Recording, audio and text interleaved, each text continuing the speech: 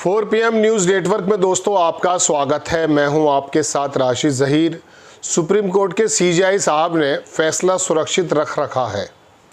इंतज़ार में है पूरा देश और ये सोच रहा है कि आखिरकार CJI गवाही किस प्रकार का फैसला देने जा रहे हैं। तरह तरह के कयास भी लगाए जा रहे हैं, लेकिन दोस्तों बात यह है कि इस फैसले के आने से पहले 22 मई को दिल्ली में एक एहतजाज हुआ, जहां इस्लामिक कल्चर जो जगह है वहां पर लोगों ने, इस्लाम के जानने वालों ने, मुस्लिम रहनुमाओं ने मंथन किया।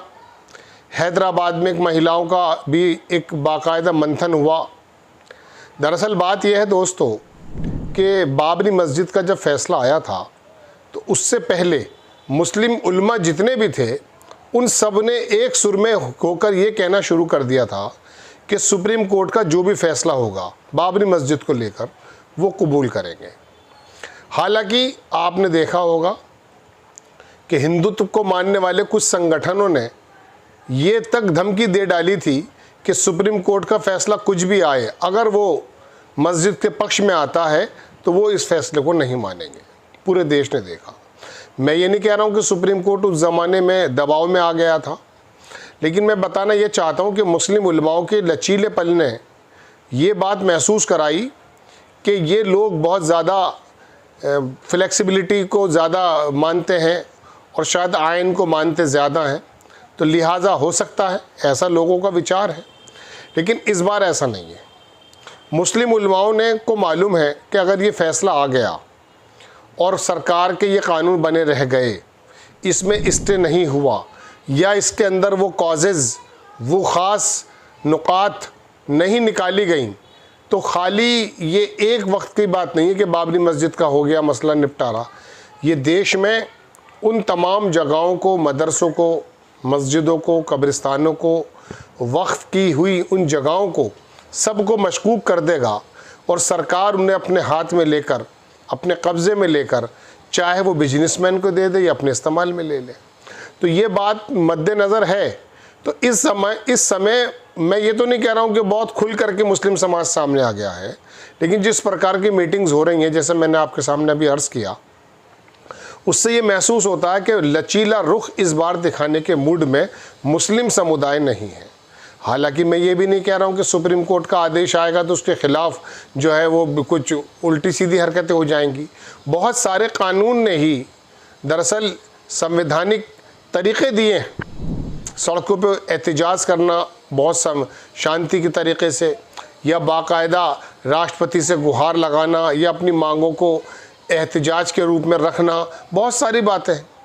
अब इसके अंदर दोस्तों बात यह है कि CJI गवाही साहब का भी एक बाकायदा, मैं कह सकता हूँ कि पूरे देश की निगाह ये है कि इस फैसले से अंदाज़ा हो जाएगा कि जैसे गोगोई साहब के बारे में मैं आपको बारहा अपने एपिसोड में बता चुका कि सुप्रीम कोर्ट के जो पूर्व बार अध्यक्ष थे दुष्यंत दवे साहब, उन्होंने कहा कि सुप्रीम कोर्ट के जजेस सरकार के साथ पूरी तरह से कंप्रोमाइज़्ड हो गए थे।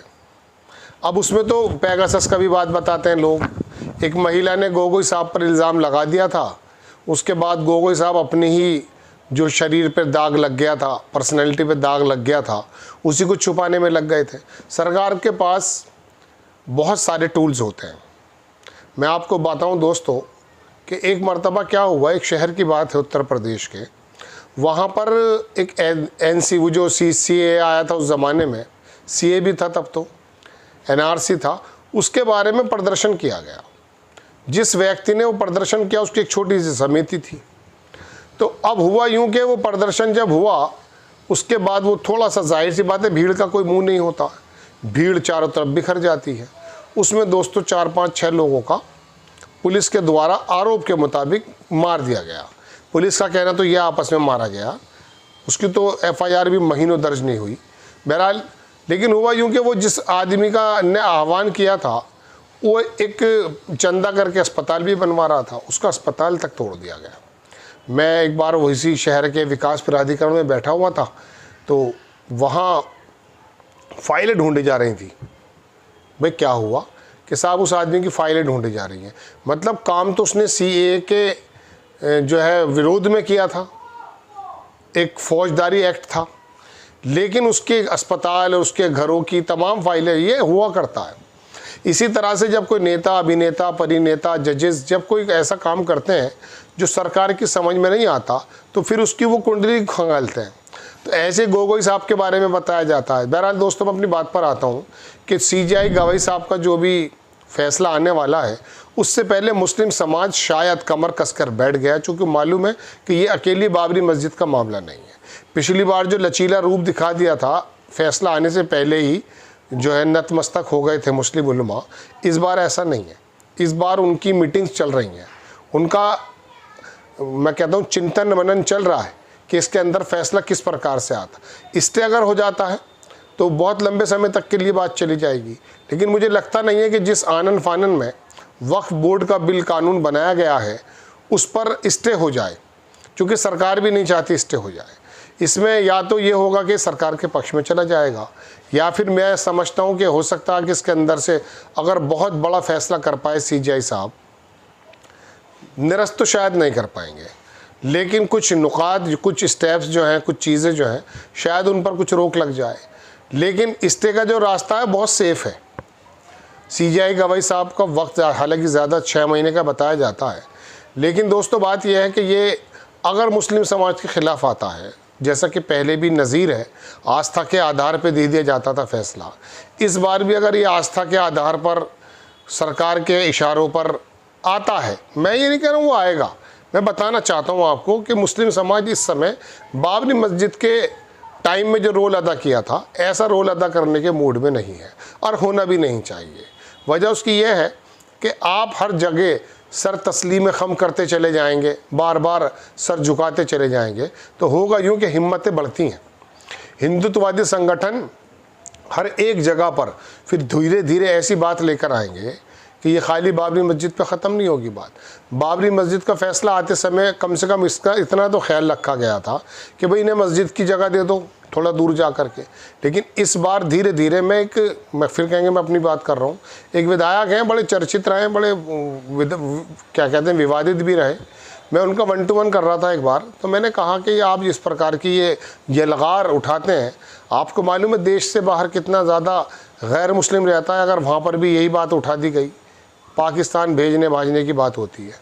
तो उस आदमी ने यह कहा, विधायक ने, कि नहीं अब हिंदुस्तान का मुसलमान समझ चुका है, हमारी बात समझ चुका है। वो मतलब वो दरअसल भारतीय जनता पार्टी के लोग भी शुरुआत में जितना हवा समझ रहे थे मुस्लिम के विरोध को, अब इतना समझते नहीं हैं। उनको मालूम है कि नहीं, ये सिर्फ खोखली बातें थी, इनके बस में कुछ ज़्यादा नहीं है, ये थोड़े चीखते चिल्लाते हैं और बात ख़त्म हो जाती है और डंडे के ज़ोर पर सारे काम हो जाते हैं। लेकिन दोस्तों बात यह है, अपनी बका के लिए, अपने असलाफ की बका के लिए आपको दरअसल संविधान और आइन के मुताबिक अपनी बातों को तो हर फोरम पे रखना चाहिए। आपको खबर कैसी लगी अपनी राय कमेंट्स बॉक्स में ज़रूर दीजिए। चैनल को सब्सक्राइब कीजिए, शेयर कीजिए। नेक्स्ट टाइम मैं किसी खबर के साथ हाजिर होता हूँ। जय हिंद।